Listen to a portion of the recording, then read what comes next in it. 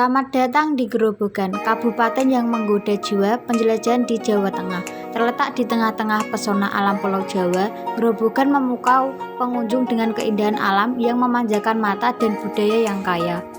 Dalam sejarah yang kaya, Grobogan telah menjadi tempat bersejarah dan tempat pertemuan berbagai kebudayaan. Grobogan bukan hanya tentang sejarah, keindahan alamnya yang mempesona akan memukau setiap pengunjung. Terdapat hamparan sawah yang hijau dan luas, sungai-sungai yang mengalir dengan gemericik air yang menenangkan, serta bukit-bukit yang menawarkan panorama indah. Suasana pedesaan yang tenang dan udara yang segar akan memanjakan setiap pengunjung yang mencari ketenangan dan keindahan. Tidak hanya alam yang memikat, Grobogan juga mempertahankan tradisi dan kebudayaan yang khas. Anda dapat merasakan kehidupan masyarakat Grobogan melalui festival budaya, pertunjukan seni tradisional, dan pasar tradisional yang ramai. Namun, di balik keindahannya, Grobogan memiliki infrastruktur jalan yang sangat memprihatinkan. Mulai dari jalan yang berlubang, kawat yang menjuntai keluar, hingga jalan yang terbelah menjadi dua. Bupati Grobogan Sri Sumarni menyatakan salah satu target utama dalam masa kepemimpinannya adalah memperbaiki infrastruktur jalan. Hal ini dilakukan karena kondisi ruas jalan milik kabupaten masih banyak yang memerlukan penanganan. Menurut Bupati, jalan dengan status milik kabupaten panjang keseluruhannya mencapai 890 km.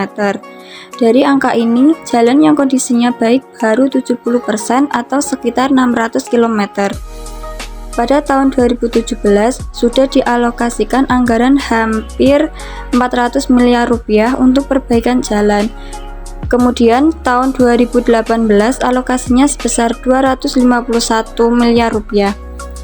Kemudian dalam APBD 2019, perbaikan infrastruktur jalan, jembatan, talud, dan drainase sudah dianggarkan sekitar 75,5 miliar rupiah.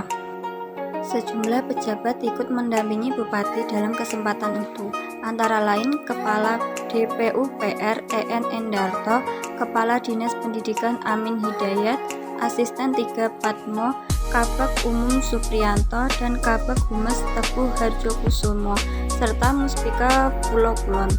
Setelah peresmian jalan, warga setempat menggelar acara syukuran di tengah jalan desa yang baru selesai diperbaiki akhir tahun 2018 lalu.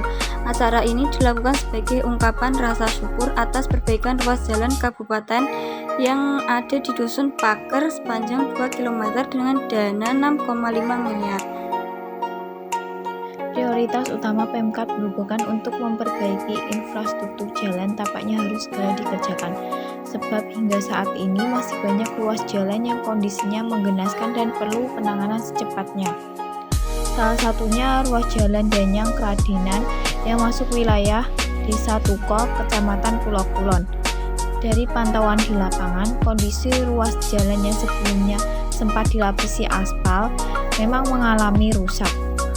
Di ruas jalan ini terdapat banyak kubangan berukuran cukup lebar. Beberapa kubangan bahkan nyaris memakan seluruh ruas jalan. Di titik kubangan ini, para pengendara motor terpaksa harus jalan bergantian karena ruas jalan yang masih utuh hanya tinggal sedikit dan tidak cukup dilalui kendaraan dari kedua arah. Sedangkan kendaraan roda 4 harus berjalan hati-hati ketika menerobos kubangan yang kondisinya cukup dalam. Ruas jalan rusak panjangnya sekitar 1,5 km. Di sebelah barat dan timur ruas jalan rusak ini kondisinya relatif bagus karena sudah dicor beton. Warga berharap kerusakan jalan itu segera dapat perhatian dari dinas terkait. Minimal jika belum diperbaiki permanen dengan cor beton, kubangan yang terlihat ditutup dulu biar pengendara bisa melintas dengan mudah. Banyaknya titik jalan yang rusak di sepanjang jalan Danyang Kuwu banyak dikeluhkan warga.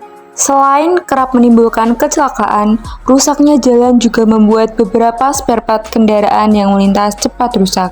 Kerusakan jalan terjadi di puluhan titik dengan tingkat kerusakan yang berbeda, mulai dari aspal yang mengelupas, jalan beton yang mulai rusak dengan besi yang sudah kelihatan, hingga jalan yang merekah dan memiliki ketinggian yang berbeda.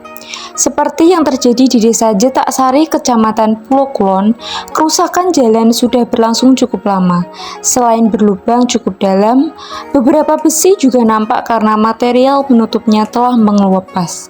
Hal ini sangat dikeluhkan para pengguna jalan.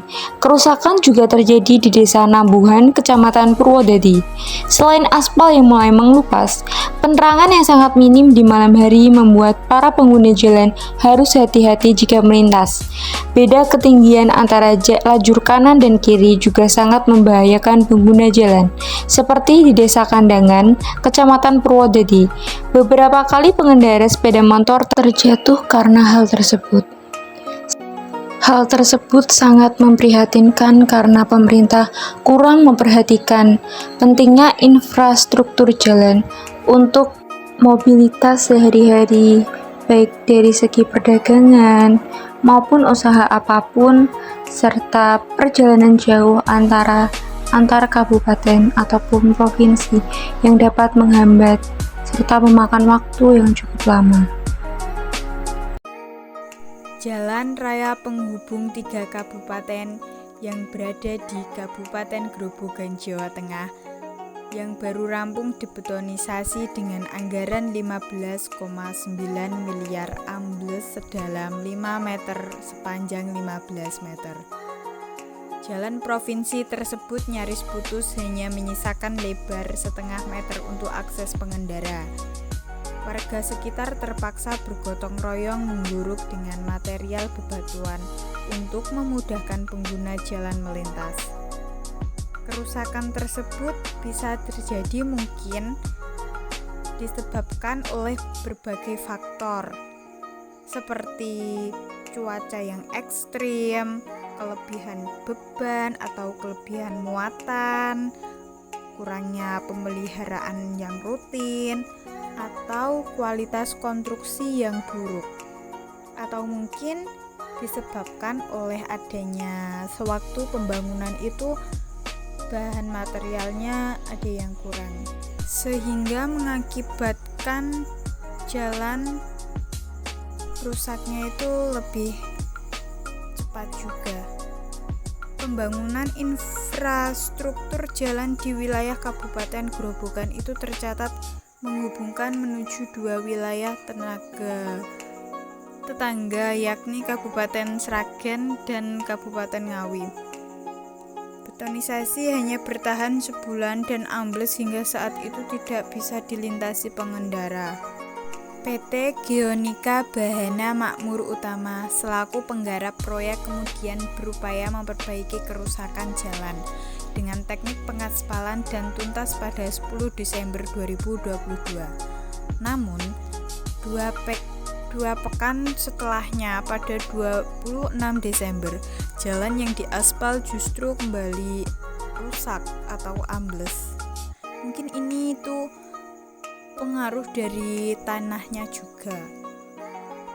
Pengaspalan pun hanya bertahan 15 hari dan ambles sedalam 5 meter.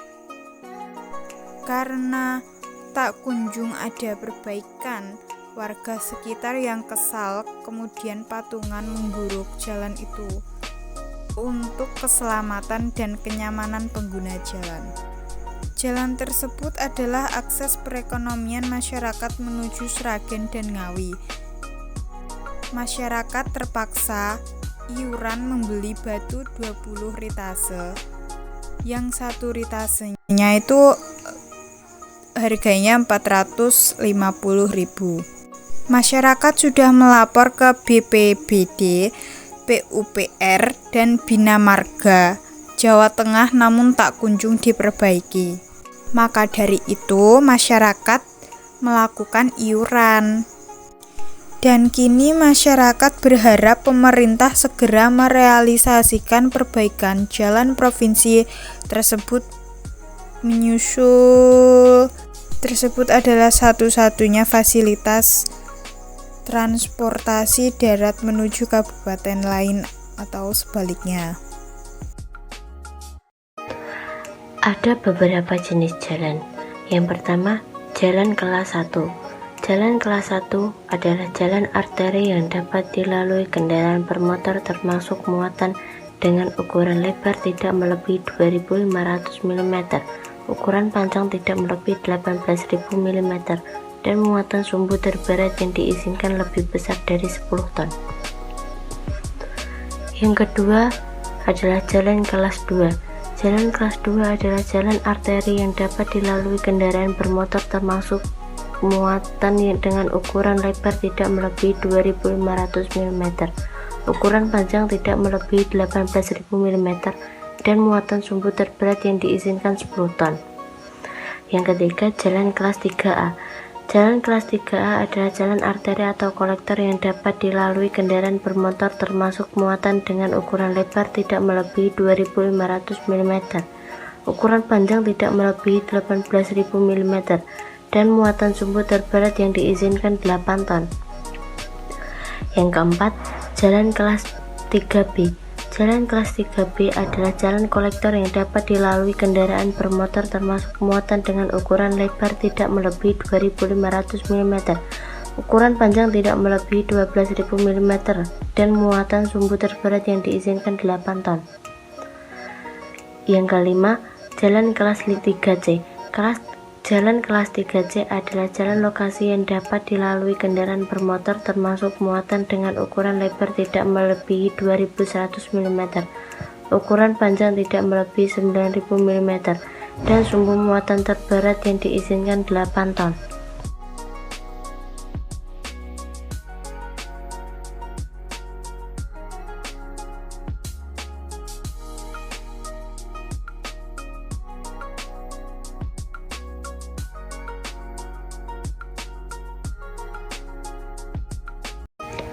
Kendaraan berat, khususnya truk, menjadi pemicu utama kerusakan jalan.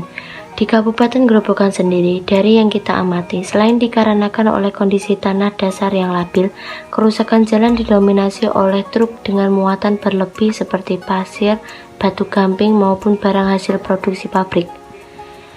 Kerusakan jalan di wilayah Kabupaten Grobogan, terutama jalan provinsi, semakin parah apabila di jalur Pantura mengalami banjir, sehingga kendaraan berat mengambil jalur alternatif yang melewati Kabupaten Grobogan.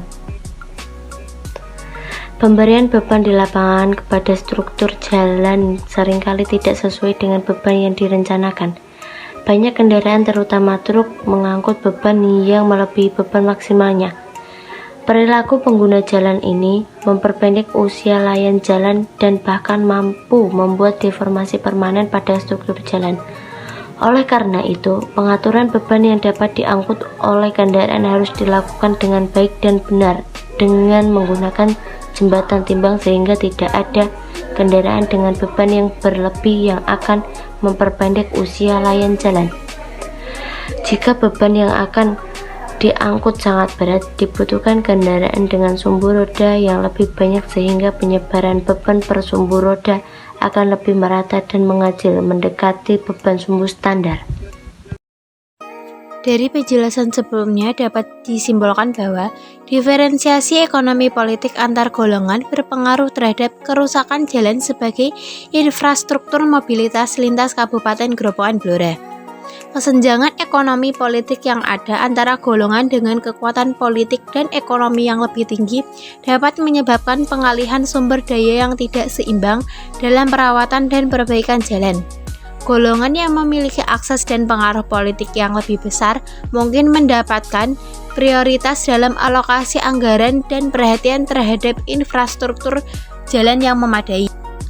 Dalam konteks ini, golongan yang kurang memiliki akses politik dan ekonomi yang kuat mungkin menghadapi tantangan dalam memperoleh perbaikan jalan yang memadai. Kerusakan jalan yang tidak ditangani dengan baik dapat menghambat mobilitas mereka, mempengaruhi kegiatan ekonomi, dan membatasi akses terhadap layanan dasar seperti pendidikan, kesehatan, dan pekerjaan. Untuk mengatasi masalah ini, penting untuk meningkatkan kesetaraan ekonomi politik dan memastikan bahwa sumber daya dan perhatian yang memadai dialokasikan secara adil untuk perbaikan dan pemeliharaan jalan. Dibutuhkan kolaborasi antara pemerintah daerah, masyarakat, dan pemangku kepentingan terkait untuk memperjuangkan kepentingan golongan yang terpinggirkan dan memastikan infrastruktur mobilitas yang layak untuk semua warga.